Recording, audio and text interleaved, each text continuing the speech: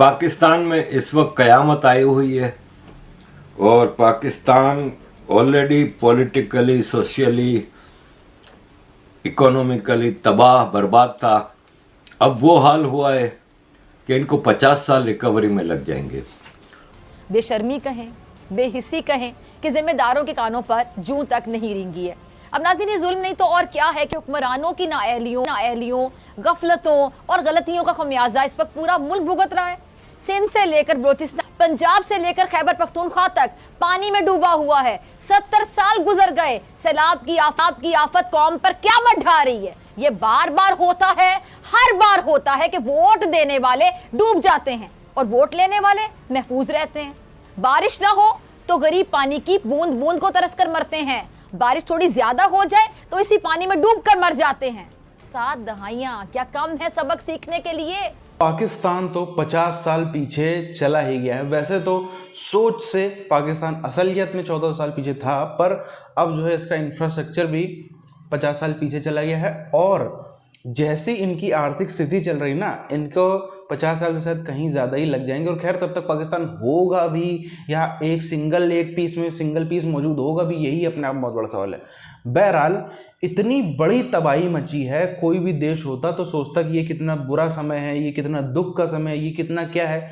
लेकिन पाकिस्तान के नेता इसमें जो है वो अवसर ढूंढने लगे। अब पाकिस्तान के नेता और भी जो है इसमें रोना धोना दिखा रहे हैं, सब कुछ कर रहे हैं ताकि दुनिया भर से फंडिंग मिलने लग जाए। दुनिया भर से यही हम दिखा दें कि हमारे यहाँ इतने सैकड़ों लोग मर गए, इतने हजार लोग, इतने जितने भी मर गए, उनके नाम पर हो सकता है फिर से दुनिया जो है हमारे मुंह पर डॉलर मार के चली है, उससे हम अय्याशी करें। उनका नामो निशान मिटा दिया। इस मंजर को देखकर वाकई रूह कांप जाती है। अच्छा, पंजाब ने कुल 16 अजला और 4,18,000 से ज़्यादा आबादी मुतासर, 16 अजला और 4,18,000 से ज़्यादा आबादी मुतासर हुई है। सिंध की अगर मैं बात करूं तो 23 अजला को आफत ज़दा करार दिया गया है और यहाँ जो मुतासरीन हैं उनकी तादाद 22 लाख से भी ज़्यादा है। ये लोग इस वक्त खुले आसमान तले बेयारो मददगार बैठे हैं जिन्हें फौरी इमदाद की ज़रूरत है। हमने का नारा लगाकर इक़्तिदार में आए थे। आपको याद होगा जब ये पीडीएम इत्तेहाद बना था, शुरू में तो कहते थे जी हमने महंगाई से छुटकारा दिलाना है अवाम को, लेकिन अब ये महंगाई के रिकॉर्ड बनाकर ये सितम तोड़ने लगे। आ गए इक़्तिदार में, अब ख़त्म करें ना महंगाई जो ख़त्म करने आप आए थे। आप तो महंगाई बढ़ाते चले जा रहे हैं। अच्छा, अब एक बार फिर से मिफ्ता इस्माइल साहब कुछ कह रहे हैं। मिफ्ता साहब आते हैं टीवी पर, कुछ ना कुछ बता कर चले जाते हैं।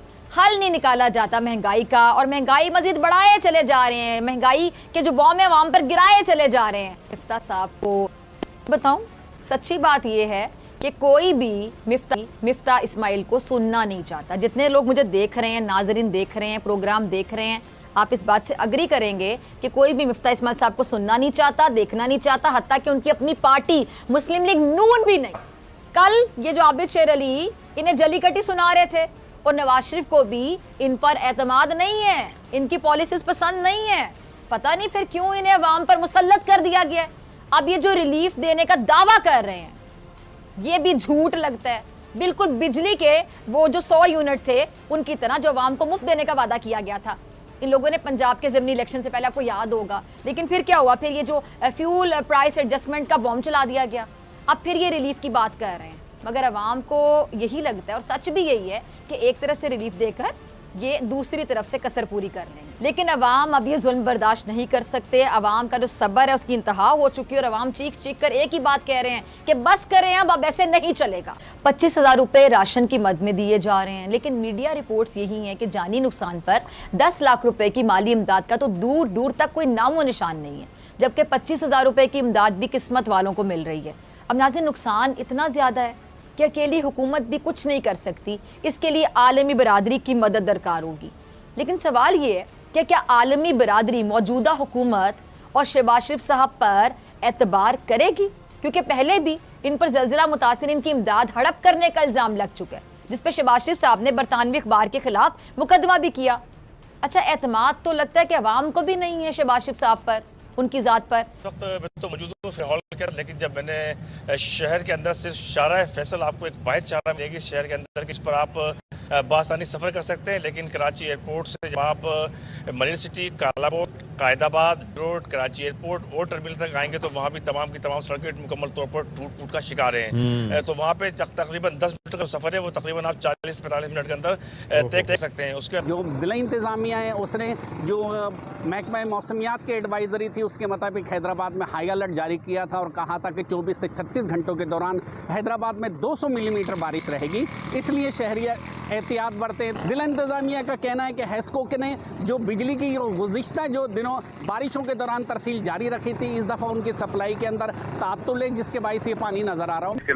इस वक्त मैं लिंक रोड पर मौजूद हूँ, सुपर हाईवे पर, और ये लिंक रोड पर गुज़िश्ता रोज़ रात में तकरीबन 12 साढ़े 12 बजे के करीब एक फैमिली यहाँ से ये आप देख सकते हैं, हमारे कैमरामैन ज़ियाउर रहमान दिखाएंगे, ये पोर्ट कासिम से एक रास्ता आता है जो सुपर हाईवे को कनेक्ट करता है और इस रास्ते से सुपर हाईवे के ज़रिए हैदराबाद अपने घर जा रहे थे और जहाँ पर ठीक ठाक पानी का बहाव था और पानी का बहाव इतना ज़्यादा था। जो यहाँ के इलाका मकीन है वो बताते हैं कि यहाँ पे एक गाड़ी ख़राब थी और उन्होंने उस गाड़ी में सवार लोगों को आगे जाने से मना किया था कि यहाँ से ना जाएं, तो उसके बावजूद वो यहाँ गए। क्योंकि तकरीबन 1.5 किलोमीटर दूर जाकर वो गाड़ी इनको आगे मिली है। रेस्क्यू जो ईदी के रेस्क्यू वो है एहलकार, वो सुबह रात भी रेस्क्यू कर रहे थे, सुबह के करीब उनको गाड़ी मिली और उस गाड़ी में जो है वो पत्थर से रुकी हुई थी, लेकिन वहाँ पर उसमें मौजूद लोग नहीं थे। तकरीबन 3 जो है बच्चे बताए जा रहे हैं, एक बच्ची है और 2 मियाँ बीवी हैं, वालदैन हैं और एक रेंटा कार का ड्राइवर है जो गाड़ी के मालिक भी थे। ये तकरीबन 7 अफराद थे जो इस गाड़ी में सवार थे, जो कराची से हैदराबाद के लिए निकले थे। महकमा मौसमियात है उनका ये कहना है कि ये सिलसिला कल आइंदा आने वाले रोज़ तक जारी रहेगा। शहरियों का ये कहना है कि बारिश का पानी शहरी इलाकों से नहीं निकाला गया है, जिसके बाद जो शहरी हैं वो शदीद मुश्किलात का शिकार हैं। आपको नज़र आ रहा होगा कि स्कूटर पे जाने वाले, खुसूसन स्कूटर पे जाने वाले जो शहरी हैं वो मुश्किल के अंदर हैं। ये एरिया मुझे बड़ा पसंद है, सिर्फ ये एरिया। हालांकि अब तो शारा फैसल को कनेक्ट करने वाले रोड पे भी खड्डे वो पड़ गए हैं। थोड़ा सा कदरे थोड़ा सा ऊंचा, ये थोड़ा सा ऊंचा है। जिस जगह पे पानी खड़ा नहीं होता अपनी मर्जी के मुताबिक और ढलवान की वजह से वो इलाके बचे हुए हैं। इससे हम देखें ज़ैनब मार्केट है, फिर से अपीयरेंस आर्ट्स काउंसिल आपने जाना है, वो सारे रास्ते मैरिट होटल सारे उससे निकलते हैं। तो ये थोड़ी सी जगह ऊंची जिसकी वजह से पानी यहाँ पे खड़ा नहीं होता। लेकिन अगर आप काफी दिनों से हमने डीएचए की बात नहीं की, वहाँ पर क्या सिचुएशन है? वहाँ पे अभी जो स्पेसिफिकली कल बारिश हुई, तो बहुत ज़्यादा बारिश हुई है, सड़कें लिपटी वहाँ पे बहुत, वहाँ पर तो ना वहाँ पर वो गिट्टों तक गोडों तक पानी नहीं आता। के जो इलाके हैं, नाना साहब ज़ियारत है और तहसील ये लूनी है, वहाँ पे भी लोगों को काफ़ी मुश्किल का सामना है। उनके मुताबिक उनके पास अब तक कोई भी सरकारी एहलकार नहीं पहुँचा, ना उन्हें कोई इमदाद फराहम की गई है और ना कोई उन्हें रिलीफ फराहम की गई है। बाज़ इलाकों में तो ऐसा है कि लोग रेस्क्यू के लिए मुतालबा कर रहे हैं हुकूमतों के उन्हें रेस्क्यू किया जाए। पाकिस्तान इकलौता ऐसा देश है जहां पर कोई भी प्रॉब्लम आएगी, फूड क्राइसिस हो, वाटर क्राइसिस हो, पानी आ गया, बाढ़ आ गई या पानी लोगों के पास में पीने को नहीं है, किसी भी तरह की आपदा हो जाए, समस्या आ जाए, इन्फ्लेशन हो जाए, महंगाई हो जाए, सब में सबसे पहले एक टक, चाहे विपक्ष में बैठा नेता हो चाहे पक्ष में बैठा सरकार में बैठा नेता हो, सबका एक ही चीज़ नाम क्या उठती है? भारत की साजिश, इजराइल की साजिश, क्रिश्चियनों की साजिश, अमेरिका की साजिश, ये शब्द उठते हैं। लेकिन वहीं दूसरी तरफ आप देखो, जब भी इनके देश में कोई आपदा आती है तो चाहे पक्ष का हो चाहे विपक्ष का हो, उस आपदा के लिए चंदा मांगना, भीख मांगना, उसके लिए हर कोई कूद पड़ता है। अब जो सरकार है शहबाज शरीफ की, वो तो अपना पूरा जोर लगा रही है।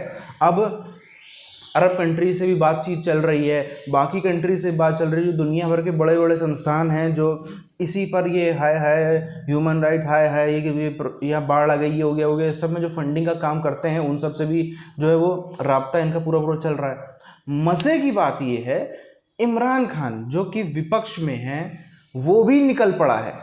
इमरान खान ने भी ऐलान कर दिया कि अब मैं भी फंड रेजिंग करूंगा, जहां जहां मेरे संपर्क हैं, सिर्फ पाकिस्तान में नहीं दुनिया भर में मैं फंड रेजिंग करूंगा ताकि जो है उनकी मदद की जा सके। अब सबको पता है कितनी मदद होगी और कितना जो है वो इमरान खान अपने जेब खर्च के लिए पैसा निकाल रहा है। तो इससे सीखने को भी बहुत चीज़ें मिलती हैं, सब कुछ देखने को मिलता है। पर 70 सालों में कहते तो थे ये कि हम लड़के रहेंगे पाकिस्तान, क्योंकि यहाँ पे हमको जो हिंदू हैं, जो सिख हैं, जो जैन हैं, जो क्रिश्चियन हैं, जो पारसी हैं, जो भी हैं, सब हमको जीने नहीं देंगे, हमारा हक मार लेंगे, हमको नौकरियों से भगा देंगे, हमको दबा के रखेंगे, हमको कुचल के रखेंगे, हमको ये करके रखेंगे, वो करके रखेंगे।